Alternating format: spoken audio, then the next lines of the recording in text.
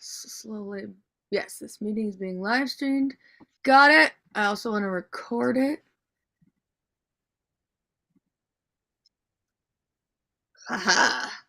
Yeah, we are live on YouTube. Let me mute the video though, because I don't want to hear my own voice in my ear, because that would be no fun. All right. I just realized Bit of a delay. I think I'm pretty backlit here. Is it okay? You're very red looking, but that's okay. I mean, it's festive. It is the holiday episode. So. It is, yeah. It's funny very because festive. my hair, it looks kind of normal because I look red, but in reality, that's kind of yeah, funny. It's bright pink. Yeah. All right.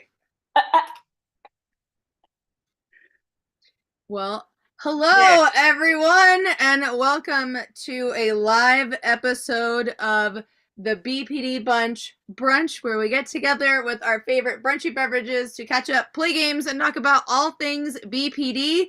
I'm your host, Xannie, and today I am here with Carys. Where in the world are you coming from? Oh gosh, sometimes I don't even know.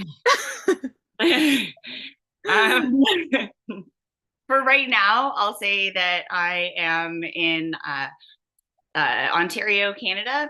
I'm just outside Toronto. I'm in a city that is in what we would call the Greater Toronto Area. Awesome. I'm coming from Albuquerque in New Mexico in the US. And Carys, what's your brunchy beverage for today? So I decided in a panic, because I had no brunchy beverage, that I was like, I'm going to whip one up. So I grabbed some slightly freezer burnt mangoes and went for a couple handfuls of ice and went for the oat milk beverage that I use, and it was completely gone. And so I had a quick panic and I grabbed a can of coconut milk from the cupboard and dumped that in. But the balance is off, so it's kind of like it's like mango yogurt. Like there's just a mango. It's not as mangoey as I would prefer, but gotcha. but really, it ain't bad. There was zero planning that went into it. It was just 100% scrambled execution, and I think I ended up on the positive side of the scale. So I'd say it's probably like a 7 out of 10, which I'm good with. So this is my mango smoothie. I am double fisting holiday beverages. I have coffee with lactose-free eggnog. And then I discovered at the grocery store there's a bunch of like mocktails. And so I got a mocktail version of rosé. It really just kind of tastes like juice, but it is juice. So I guess it tastes like what it is, so that's fine. Right, because like alcohol-free wine is grape juice. Yeah, pretty much. So that was a success. All right. Well, today we are going to play what we're calling a Wheel of Fortune game. I'm gonna share my screen and get the Wheel of Fortune. Hey, so we are gonna be playing a Wheel of Fortune holiday game where we're basically going to spin this wheel, and when it lands on something, we're going to talk about that. And for those of you in our audience, if you have a thought that comes up when we land on something, feel free to leave a comment in the chat with your answer. So without further ado, let's spin the wheel, spin the wheel, spin the wheel, spin the wheel. Comparing self to others. We're just diving right on into that. Okay. So, comparing self to others. guess there's a lot of different ways. It could be like when you're a kid, there's like, ooh, especially if you celebrate a holiday where you get gifts, right? There could be like that kind of comparison. But then there's Oh also my like, gosh. Okay, I can address that. oh, That you was, can? Okay. oh my gosh, that was huge for me. So Yeah. there's so many layers. So also recently, I know I've told you, Xannie, I've been pretty public on my personal profile, but this will be the first time I'm mentioning it here with the BPD bunch, that I've discovered that I'm autistic, and a whole lot of my life makes a whole lot more sense now. And so I'm looking kind of back at a lot of these holiday experiences from my childhood now through a different lens, and with a different perspective, allowing, giving myself and my family a lot more grace for things that I didn't understand before. And now I understand the motivation behind it, and it makes more sense, and it feels, some things were still traumatic to me, but that's because I had a misperception of how things were. And nobody knew that I was having a misperception. And so they weren't able to address it because I hid it so well, because I was so afraid of it showing. So it's like I'm able to look back at a lot of these things that I misunderstood for so long, and now I'm able to look at it and understand it better. So I would say that, like, just overall going for diagnostic clarification, if that's something that anybody's interested in, I would suggest it. Like, because what's the point in, hey, I'm 45 years old right now. What's the point in going for like an actual autism diagnosis? Oh, hey, shoot, all kinds of things. Like, it can protect me in the workplace from bullying and harassment. Like, it can, it can go for all kinds of different things, So, so how does that? like, sidebar. I know. Sorry, I just kind of went off. Yeah. No. Yeah, But you're like, great. So I'm sorry. I'm thinking, like, specifically, there was this one year. My grandparents always, and I only had one set of grandparents as a child. My other set passed away when I was very young. I don't have any memories of them. So I only have one set of grandparents, and they were always very careful to make sure that all of our gifts were equal between the grandchildren. There were only three of us. So one year, my grandfather made a Victorian dollhouse for my cousin, made a country store dollhouse for me, and made a hidden trap door made out of like plywood, kind of like rough and tumble castle for my other cousin. And like thinking in their heads that like the one who's older gets the fancier, more ornate one because it will probably be played less hard with. The one who's younger gets the playable one, with more interesting things like shopkeeper and those kind of things. And the boy gets the one that like he can like play rough with. But like the message it sends to the kids is, this is the favorite one who gets all the fancy stuff. So it was like, oh, this cousin got the fancy house. Like, right, they must be the one that's more loved than the rest of us. right. And then like I get the like corner store with the like foamy wire posable arm legs, and I'm looking at this like beautiful Victorian ball gown like figurines and all this stuff, and I'm like, but come on, like I want to play with that. Like, not realizing that they were making practical choices behind the gifts, right? And then my cousin, like the boy, he got this like I mean, it looked like, in comparison to how much effort and work went into building each and every one, which my grandparents did build each and everything. Like, it was insane the amount of work that went into them. It was just beautiful.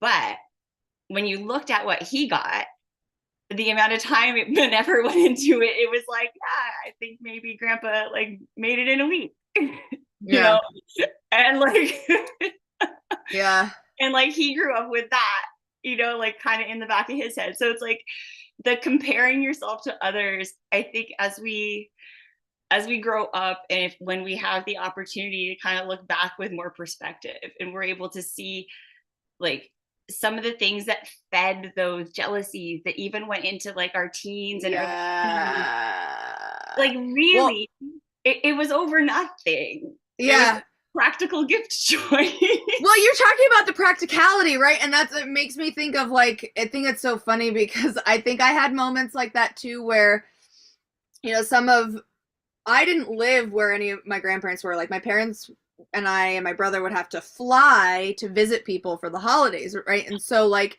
when they buy us gifts, they're thinking about like what we can bring back home easily. But I'm not thinking about that, right? So like sometimes some of my cousins who live like in the same area would get bigger things, and I would think, oh my gosh, like they did better than me, like they're more special than I am. And it's even though like the adults are thinking about it from a practicality perspective, I was like, I've done something wrong. Grandma doesn't like me as much as she likes my cousins. It's not fair. Yeah. Like, grandma probably spent more money on you in reality because she wanted you out there. She probably contributed to mom and dad like getting you there. You know, like that's all the stuff that we don't see that's behind the scenes that like, yeah, if we're lucky, we slow down long enough to figure out. I think as an adult, it's more like this is maybe silly, but in terms of like the holidays, okay, that was a judgment. Don't judge yourself. It's not silly. Or could be silly. I don't know. It might be. We'll find out. We'll find out. So I rationally understand that like the people who post like beautiful pictures of their homes at the holidays are like they're showing one static image of like one moment, and their house may or may not actually look like that all the time. But I'll be like, I've always had this dream of being like of having like a perfectly decorated house while all the while having ADHD and constantly living in chaos, like not able to like live up to my own expectations. So then I see other people with their perfectly like manicured pictures, and I'm just like, why can't I do that? So that's one of the things I try to work on, is just reminding myself that a picture is just a snapshot, and you know, maybe they are, you know, people are different. Maybe they're able to manage that all the time, but so I did it 1 year. I did that. My whole house. We had house guests.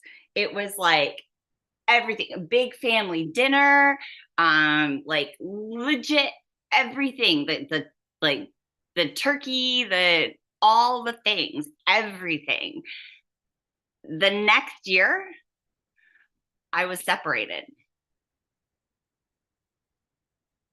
So I think that tells me that I'm able to hyper focus on whatever I choose. And sometimes we get to make the choice. Do we hyper focus on the things that we think are important to others, or do we hyper focus and choose to do the thing that's actually going to make our lives better? yeah, trying to direct that for me is always a challenge, but I'm working on it. Jeez Louise, it's always a challenge here too. Okay, let's move on to the next one. What's a challenge for her as well? Lola has told me that she has a dog, H dog. She said she doesn't know, and then she ran away. And I was like, okay, that sounds right. Okay, so the next one is sensory overload. If you are watching this and you have an experience, feel free to add it in the chat. But so Carys, Sensory overload. Where do I begin? I think with the combination of the of my of how autism and ADHD manifest in my life, they when I have sensory overload, that will very often trigger my BPD symptoms. And I have a much, much harder time self-regulating. So with my ADHD, though, I am dopamine seeking and I am a sensory seeker as well. So It's such a rough balance. It's like you get to you're like looking, and then you're like, no, too much, too much, too much, too much. No, no, no, no. Yeah, yeah, I get it. I totally get that. Right? So like, I know what I want to do and I want to do all the things. So last weekend I was in Washington, D.C. for the North American Union Building Trades Building and Trades Union Tradeswomen Build Nations Convention. So there were about 6,000 tradeswomen in Washington, D.C. We all were like learning about like women's mentoring sessions, like how, like what are the big bosses of like the unions, all of our trades unions, were there listening to us and our concerns. And it was just really, really cool. And I was vibrating. Like my whole being was, I was so, overstimulated by everything, by my thoughts, by the environment, by the sisterhood, and everything, that my whole like self was like vibrating. And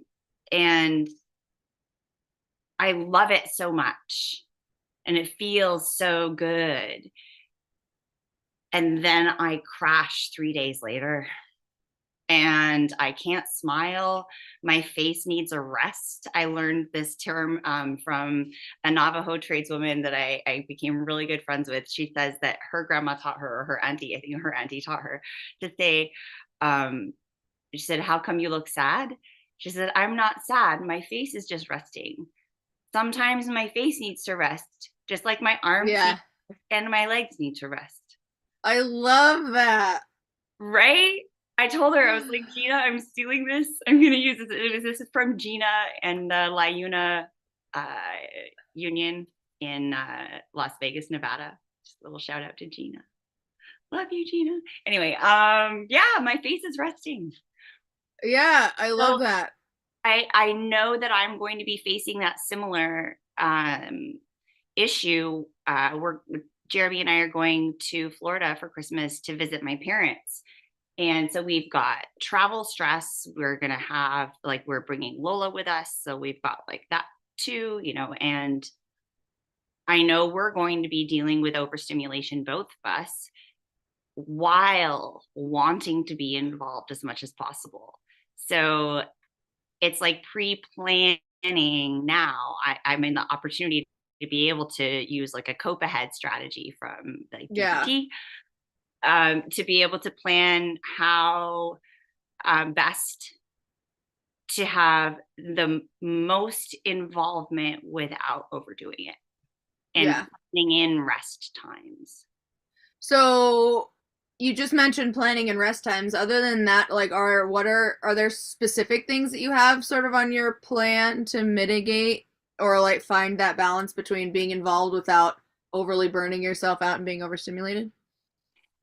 So we have planned in the middle. So we're going to be, my parents have a place in Florida, and there's a bunkie kind of attached to it. So it's an old like a toy shed that has been Okay. plated and turned into it's got Like like a a guest day house? bed. Yeah, I guess has like day bed, toilet, shower. It also Cool. has laundry in it. Like the laundry room is in there Wow, too. it's like complete. Okay, Right? cool. It is, you can't make your own food. But so we've planned to just whenever we need to, we can just pop back out into the bunkie. We can get some quiet, whether it's just like solo time or the two of us just want to get away. That's good. We've also planned on having 2 nights away in the middle of our trip. So we're going to be there for a week and a half. So we've planned right in the middle of the trip, we're going to take 2 nights away, about 20 minutes away, actually. Jeremy's family has a place, which is hilarious. We found that out after we met, that our families have places in Florida about 20 minutes away from each other. And our families live about 20 minutes away from each other here in Ontario as well. So it's kind of funny. So yeah, Yeah. we're gonna stay there for a couple nights just to have like a little planned getaway. Yeah. I mean, I'm trying to think of like my experiences with sensory overload. I feel like I just get kind of to a point where I'm just kind of done. And I think for me it's just recognizing when I'm at that sort of like overloaded point and being okay with leaving. I struggle with Yeah. FOMO so bad, and I'll like hang on way Mhm. later than makes sense because I'm like, what if something amazing happens and I left? Yeah. But really, like the times when I've forced myself to stay past that overloaded point, I'll be really not that pleasant to be around. So it's kind of like And you're may not as really well just, enjoying and yourself you're not enjoying yourself either. It's like, no. so you may, so I think for me, it's just recognizing that point where enough is enough, and then being willing to go home Mhm. and being okay with that. All right. So let's do the next one. What's the next one? Spin I the will wheel, say at spin the the wheel. convention, it was really funny because there was this one woman like leaning against the wall, sitting down against the wall, and I like walked over her. I said, "Is this where we go to recover from sensory overload?" And she goes, "Huh?" And then I repeated myself and she just burst out laughing. And she's like, "Yes, welcome." And like I sat, then it ended up being like 5 of us. We sat like sitting in a circle with our backpacks, just like breathing quietly, just near each That's other. It was great. existing. It was wonderful. As a side note, I think it's really funny that this like page that I used, like it says we have a winner, right, and it like cheers, but it says setting unattainable goals. I just feel like there's something really funny. Woohoo! Yeah. So if you're watching this, what is a time that you've struggled with setting unattainable goals? I will go first because this is a sort of like a yearly occurrence. It's because I am one of those people that loves to make all of my holiday gifts, and I always have these like outrageous ideas for how much stuff I'm gonna do for people, and then in the past I've really burnt myself out. In the last like 2 years, I've gotten better at recognizing, it's fine to have like big goals, but I don't need to kill myself trying to achieve them. Like if I get to a point where I realize this is not happening without spending 2 days not sleeping, it's like, okay, Mm-hmm. then maybe I don't need to do this. But yeah, that's definitely been, I don't know, have you had that issue with the holidays ever? And then I went to like a, so this is going to sound really sarcastic and horrible, but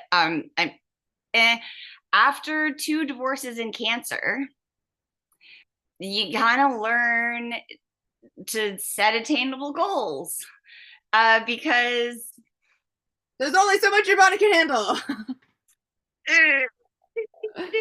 uh, you've already let everyone down. Let me just put it that way. Like, so, Mm. like, really, like anybody that you've ever loved and wanted to not let down, essentially, something has about you has disappointed them. So you have to reach a point of radical acceptance and just be like, you're going to disappoint people. you don't want to, and it still happens. So rather, if I'm going to disappoint people no matter what, then maybe I could disappoint them by not hand making their gift and saving myself some sanity. Yeah, in my case, I think I usually think people will be disappointed and they don't. Because, like, if I didn't do what I was thinking, it's not like I tell them about it. It's like they don't know. It doesn't, Exactly. it's like, they're like, Exactly. this is great. They're, and I think that's funny because it's like, I always think people will be disappointed and it's like, they don't know They what didn't I know was going to do. anyway. Yeah. So they're not disappointed. They're like, okay, this is great. Right? They're so, just like super happy about the thing that did happen. yeah. So that's one of those things where I'm realizing that so much of the expectations that I think other people have are actually just expectations that I put on myself, and therefore I can make them be whatever I want them to be.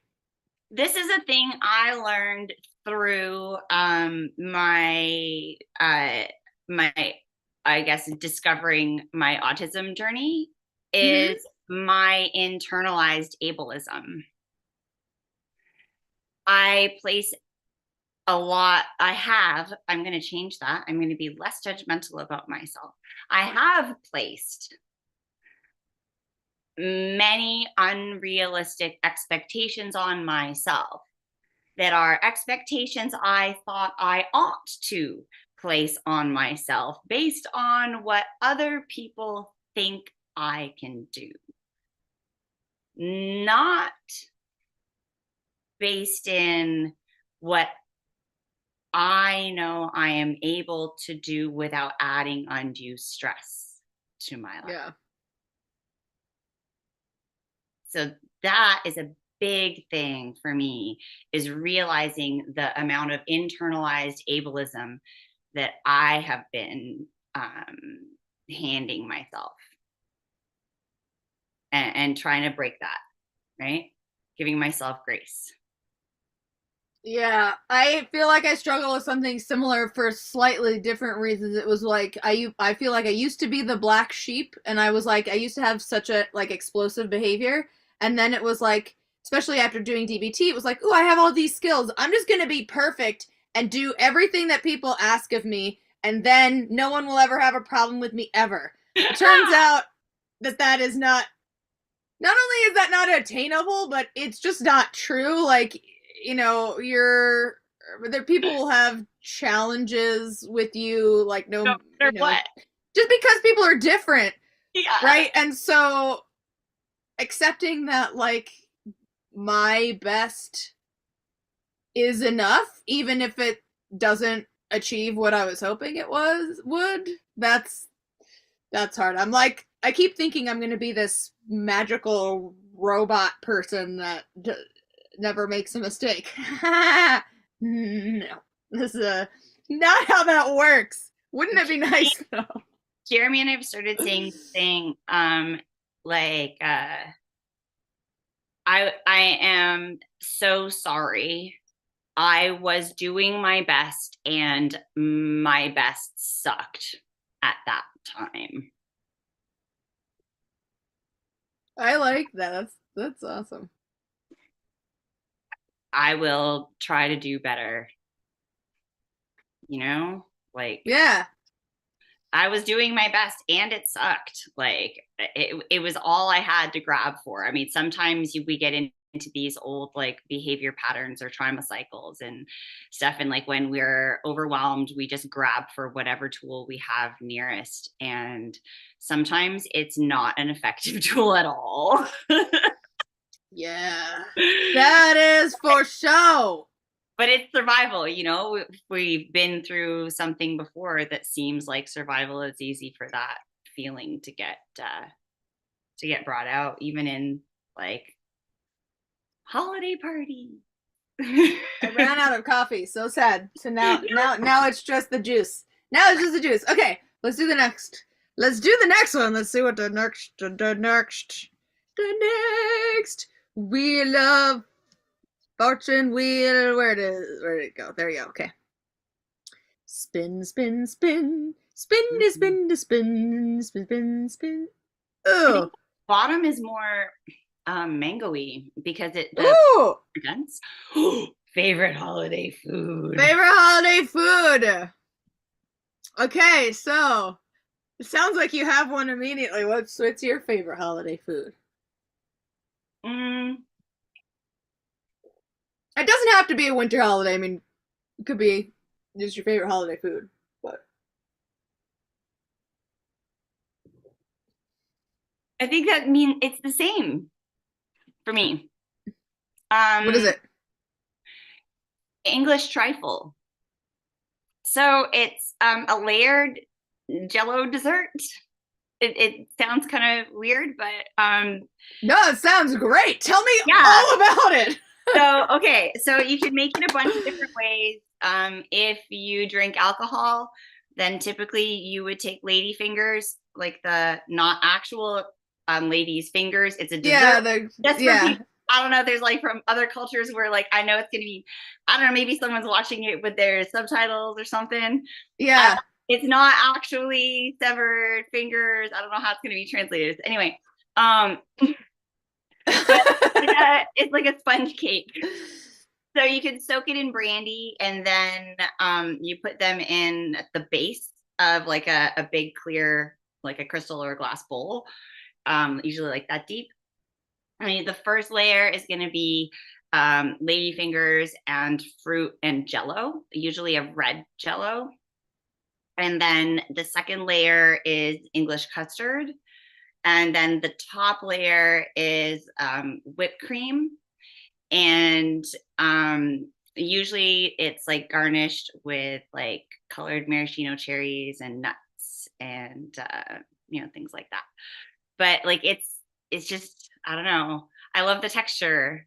I love that it's like kind of just like jello-y and my grandma used to say that there's always room for trifle because it just kind of slithers on in down between the cracks in your stomach. Ah! That's great. So I just wanted to look up pictures of what when I was young, so 4 to 9, I Yeah. lived in Germany. Uh-huh. And my favorite holiday thing is a dessert. It's kleine Spitzbuben. It's basically like, I guess it's like a Linzer cookie. So it's Oh, like cool. you can put different, it's 2 layers of cookie and you have like a little shape cut out and then you put jam in between. So it's cool to do like lots of different flavors Because they would have different of colors of jam. jam. There'd be like Yeah. color of shapes and stuff. Yeah. I've done it before where we like sort of coat it where you take a different cookie cutter shape and then you put Yeah. a type of jam corresponds to the shape so that way no matter how well you see colors like you'll know which cookie is which. Right? Like the star is always blueberry Yeah. or yeah. Okay, so here is like what I would picture like in my head as like a really delicious looking trifle. So apparently you can buy one for $149. I don't know That seems like a lot. on Etsy, but yeah, like so it's got like the like yummy. Oh, maybe it's is it like a faux version or something? I don't know, but Like a that's what a real one would look like. yeah, looks great. I love it, covered in fruit. Yeah. Okay, let's spin the wheel. Spin the wheel, spin the Say. wheel. La, la, la, la, la, la, la, la. Ah. Huh. Hey! Set or enforcing a boundary with somebody at the holidays.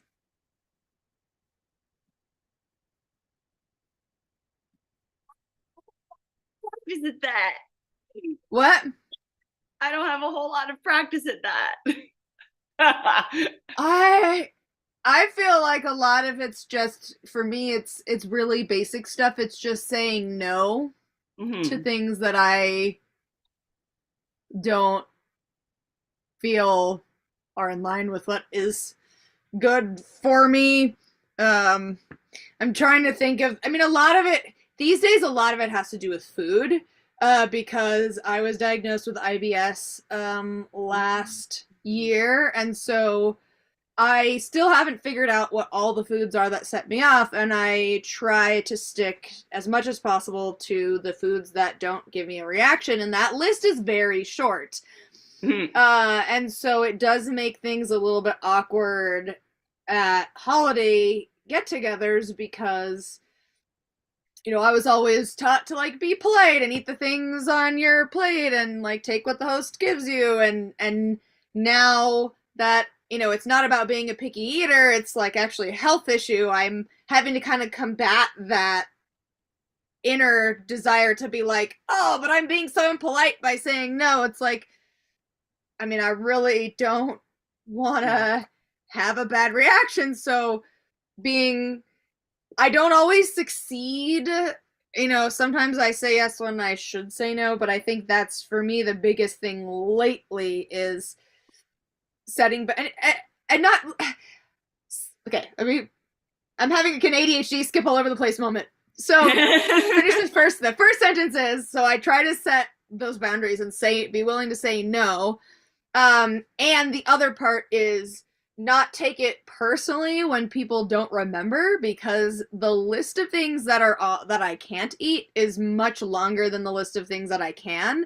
And I realize that like memorizing my list of okay foods is like probably not on most people's priority list, you know? Like especially if they aren't people I see on a regular basis. So, you know, just like politely reiterating like, no, I'm good. So, but it's definitely hard to set that to like nope, I'm not gonna eat this, like, oh, because it just feels like it's going against that inner thing anyway. So yeah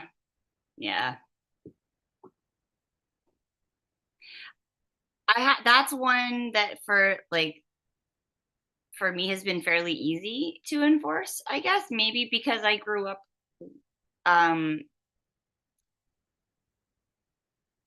my parents decided to raise me vegetarian when they weren't, so there were no other vegetarians in my family. So any time we would go to a family thing, I would eat something different. So either my mom would prepare like a vegetarian entree, like meat substitute thing for me, like for Christmas dinner, just say, and you know, I'm not going to have the meat, but here's something that she'll have instead. And then they started seeing that. And then like my grandparents used to make a meatless thing for me. And then it was just kind of like, it just kind of was included. Yeah, it's like a normal thing. Yeah. So for me as an adult now, I think I am even, I advocate for myself more effectively than I did when I was a child, because I think I have like a lot of practice. Yeah. So, well, I mean, it just goes to show the practice really matters, right? Like, yeah. So if this is something that you just started, you know, I guess it's okay if sometimes you feel that the relationship would be damaged. So you're going to take the hit rather than both of you taking the hit. Like I could understand that kind of reasoning personally. Yeah. Yeah. It's, but as they get to know, like, as you get more comfortable with explaining it to people who are a safe space and you get that practice, you'll be much more comfortable bringing it up in a situation that would have made you uncomfortable this year. Yeah. Yeah, it gets better all the time. I'm just more, just like you say, just practice. So, but yeah, I think that's... Turns out I do have practice with boundary settings and I didn't even know. Yeah! Okay, what... Ooh! I know what this one is already. Favorite holiday smells. Oh,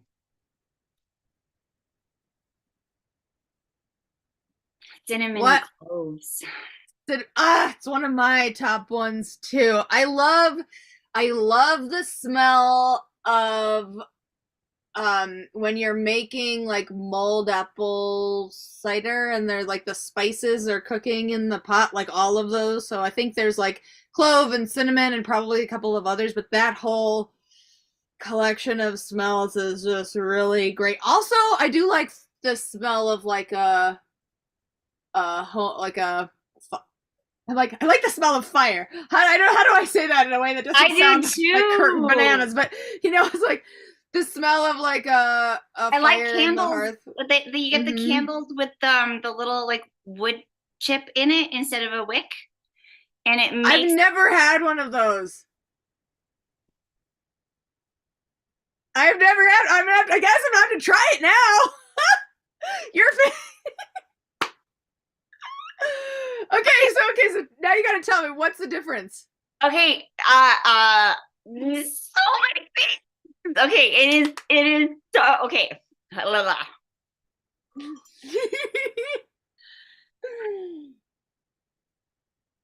Take a deep breath. One thing mindfully. Okay, here we go. There are a number of differences between a candle with a fabric wick and a candle with a wooden wick. First of all is the auditory difference. You actually hear the snap, crackle, pop of a fire. I love that. Okay, tell me more.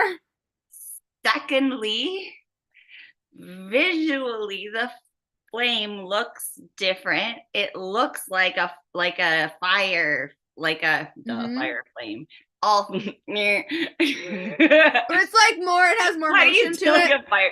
You know how like a candle flame is just different from a wood fire flame? Yeah, yeah. Like, yeah, so it's wavier. It's more responsive to wind and things. It's a little bit more of a visual stim. Mm-hmm. And the smell, you actually get like the wood burning smell I love it. added into I it. love it. I'm gonna make a bunch of candles with wooden wicks now. I'm like, yes, I'm excited about this. This is great. Yeah, you're gonna love it. Yeah, so Ah. I would say that the cider, the thing that I described, I forgot one key element that I thought I said out loud, but it wasn't until I like delay processed it. And I'm like, oh crap, I forgot that. Um, Orange. So oranges, Mm. cinnamon, and cloves. That like when you said the mulled cider, I'm like, yeah, except it's missing citrus. Oh yeah, I didn't say that. Because the something about the like really like kind of fruity like mandarin like the like mandarin oranges around this time of year in the big cases. Mm-hmm. You like peel them in one go all the way around. Does everybody else do that? Everyone else does that, right? That's not. Like do it all in one go. I would Yeah. if I maybe I just buy like really janky ones, but I feel like they often like flake off, and I'm just like, it's like one of those eggs where like when the shell gets really stuck and you like just take it off bit by bit because that's the best you can do. I that maybe it's like where I live. That's what we get, but like that's how I feel a lot of my peeling experiences with citrus fruits goes. I'm just like, Rats. why is it so hard? But it is very satisfying. Yeah, it is very satisfying when you can peel something all in one go, though. I will admit that. Absolutely. All right, let's go on to the next one. We're getting close to the end. Only a few left. Overcame something difficult in a holiday specific setting.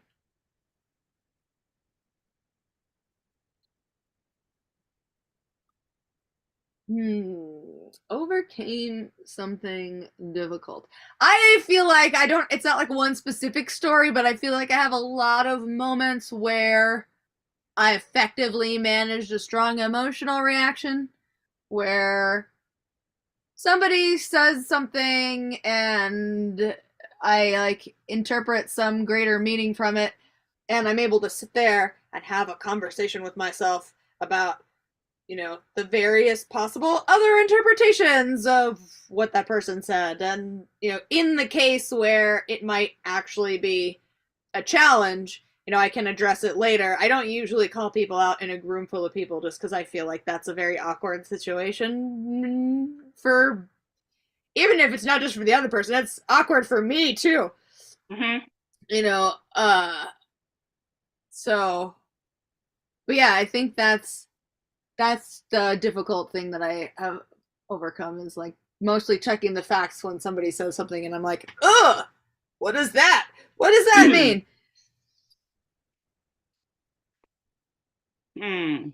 Sometimes it's also just, I think sometimes it's just acceptance, because I think there are some people who, depending on where they are in life, maybe more set in their ways of how they are, and there are some things where it's like not deeply problematic, it's like a backhanded compliment where it's like, this feels like it has some sort of deeper meaning, but I already know if I confront this person, it's probably not going to lead to much of a resolution. And so, for at least in my case, radically accepting that that's a thing, and it's probably not about me.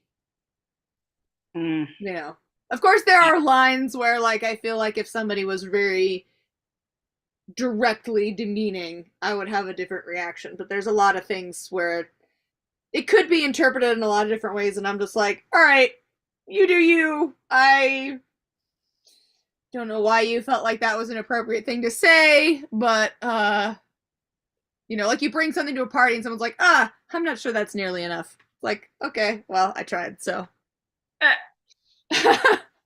I don't know what you want me to say. Like, I'm not gonna go home and cook more, so. Right?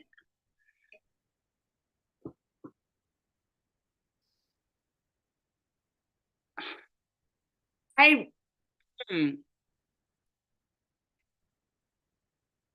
have a number of things that are going through my head, and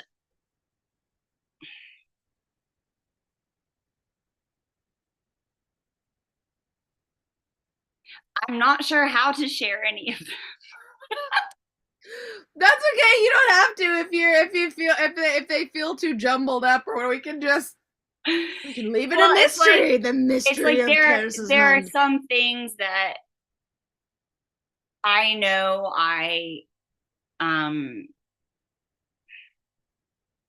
there are some challenging situations that I overcame that I caused.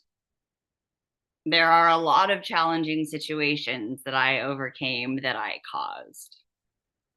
Yep, I've definitely had those too. I didn't cause it in the moment, but I caused it beforehand and didn't know that I had, and gaslit myself over, I guess. So I'm going back and I look at a lot of things now, like with a different lens. Especially given like COVID, we had kind of, especially how things were here in Ontario, Canada. We weren't able to meet with our families for the holidays. Yeah. So there were a few years where I have had like very, very little family interaction over the holidays. So this is actually, I'm looking now at my first year where that is potentially maybe going to be a thing. And I'm terrified. Yeah, that's one thing that I've been saying a lot lately, that like I feel like the pandemic ruined my mask a bit, like the ability to really like fully my entire body act like a neurotypical human being. Because I got so used to doing things like on calls where I can be fidgeting or sitting cross-legged, and people can't see that, so they can't comment on it or notice it or be distracted by it or whatever. And then now it's like you go to holiday parties and it's like, wait, what do I do with my hands? Like, I don't. I had to keep my candy moving. Like, what do you want me to do? Yeah. T-Rex arms. Just stand there. That'd be so great. Whenever you feel awkward, just go to a holiday party and just stand there like this. If I remember, I'm totally gonna do that and then take pictures and send it to you. I have to remember, T-Rex arms. You gotta take random pictures of me doing T-Rex arms. Did you have hashtag holiday T-Rex arms? It's probably too long, but like yeah. I love holiday T-Rex arms. If you're watching this, yes, definitely take a picture and tag us, and then hashtag holiday T-Rex arms. For the moments where you're like, I don't know what to do with myself.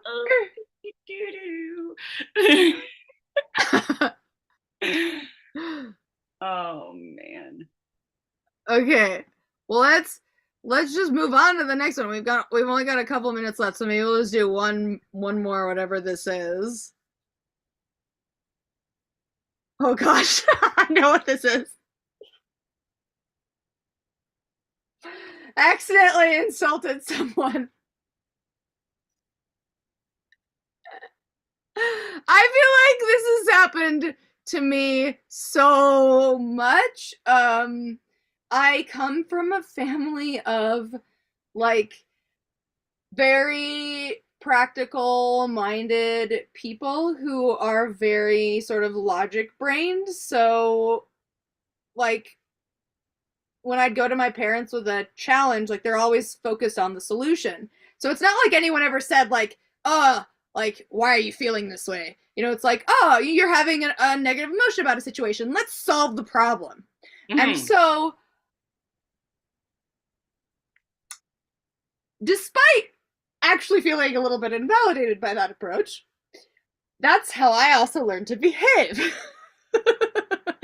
So, there are a lot of times where someone was talking about at holiday gatherings, like my cousins I haven't seen in a long time, they're talking about life and difficulties, and I'm like, ooh, let's solve your problems. And I've had a lot of my cousins, I'm sure, who could attest to this, feeling very insulted, like I thought they couldn't solve their own problems because I was butting in and giving them all of this advice that they definitely hadn't asked for.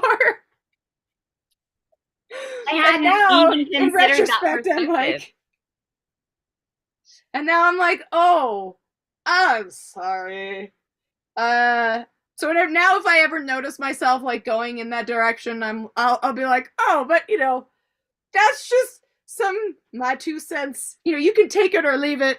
It's worth what it costs, which is $0. So you know, there you go. Take it and run. Yeah, but I think that's probably the most common holiday problem that I have. Yeah. I'm not like I don't know of any specific examples that I can talk to you about this one because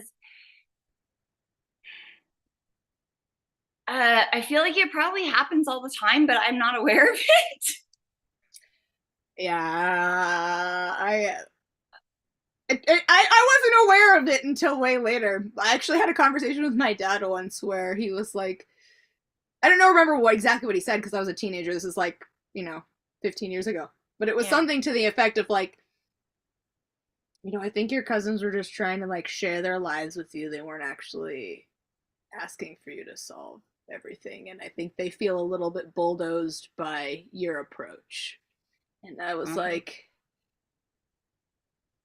I thought this was what we do. It's like, it's a different relationship. It's like, we're your parents. Like, we're going to help you solve your problems. Like, you don't need to replicate that for everybody else. To be fair, you didn't have what a cousin relationship looked like modeled to you, did you? Yeah. No, because I didn't grow up next to any of my cousins. So I was like... Did your parents have cousins that they maintained relationships with in front of you? No, because we always lived far away from them. So that, How could you Totally, have known? totally. That's how I was like, you oh, learn. this is what family members do, right? They just give each other unsolicited advice. That's how you learn. How could you have learned it any other way? They got to learn because they had cousins around them all the time. You didn't get to learn that any other way. Yeah. You know, like it's okay that you learned that way because you learned, right? Yep. I think Yeah, like and for me, like it's hard because I'm an only child. So I learned how to interact with family members, but with like, so if someone's family, you interact with them this way, and that was cousins, aunts, uncles, grandparents. I never had anything closer than that other than parents. mm-hmm. So it's like I didn't even know how like siblings interacted. I assumed siblings interacted the way I could imagine it, which would be the way that I interacted with my cousins. And when I realized that they had a connection as siblings that was beyond what my connection was with them, it broke my heart. When I realized that I wasn't the same, because like in my Yeah. head they were the closest thing that I could ever imagine like that. But then like once I gained enough perspective to realize that that was not the case, the other way around, it was sad. Like it sounds kind of silly to say out loud because it is logical, but when you're going through it, you can only discover it by going through it. You Yeah. can't learn that any other way. So Yeah.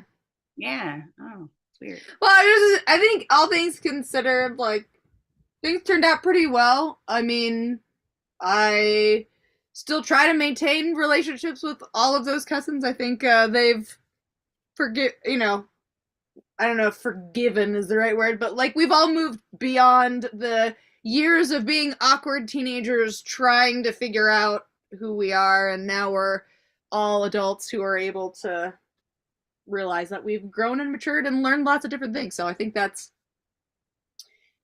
one thing that gives me hope is always like, as long as we're all still alive, like there's a chance we'll work it out someday, you know. Absolutely. And Um, I think it was really cool. I had the opportunity to reconnect with, so I have four cousins and that's it.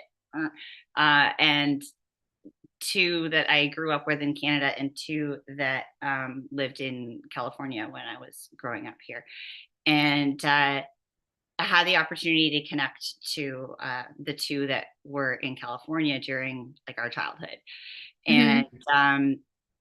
it was just really cool. Like we had, it was sad because it was for a funeral.